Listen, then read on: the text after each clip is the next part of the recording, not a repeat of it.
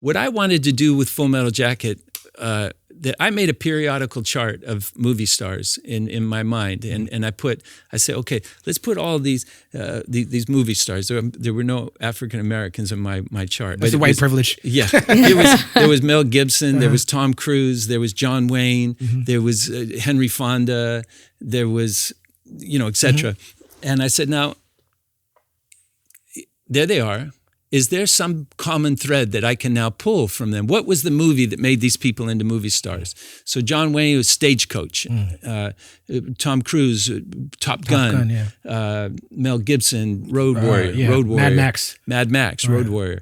There was more on my chart. Henry Fonda, Grapes of Wrath. I had about 20 people on there. Now, is there a common thread that I can find between those people? And what that common thread made me sick to my stomach and made me want to get out of this business.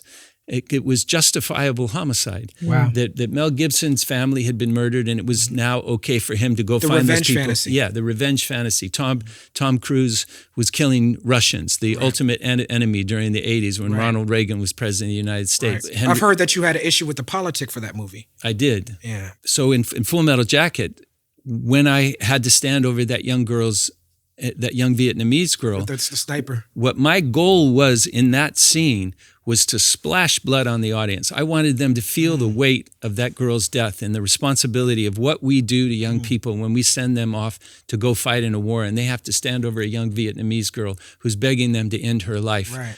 And take their life. Of what I wanted to die in front of the audience. I wanted you to see the death of a human being that has pulled the trigger. And that how he would never be able to recover from that. And so in the case of Top Gun, it was because my wife and I had just gone to Berlin, the Berlin Film Festival, and they asked, would you like to go across Checkpoint Charlie and go into East Berlin? I said, I can't go to East Berlin. I'm an American. They said, no, you can go to East Berlin because you are. It's the Berliners who can't go into East Berlin. My wife and I were like, yeah, we want to go.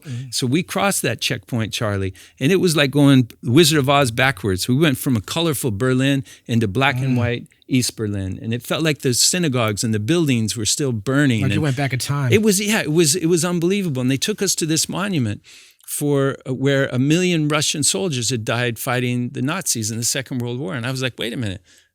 I didn't get taught that in school. We don't hear about that. I didn't get, and it was not just that million, but it was. We're taught the communism is tens evil.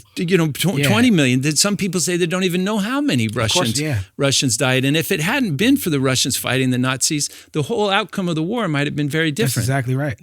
We didn't get taught that in school. I didn't get taught that in growing up in Utah. That's right. And here I was taught my whole life that the Russians were the people that were going to destroy the world, And if it wasn't that, it was the Chinese, beware the yellow threat. Yeah. All of this kind of fear of the other.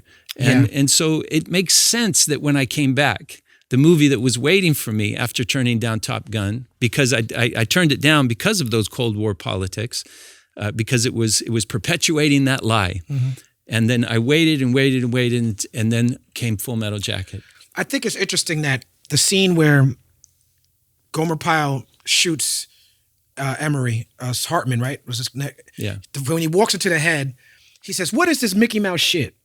And then right after you stand over the sniper girl that y'all found and killed, y'all singing the Mickey Mouse Club theme song. Yeah. It's like, that was powerful for me. I never talked to Stanley, but he never asked permission from Disney to use it. He just did it, which I think is fantastic.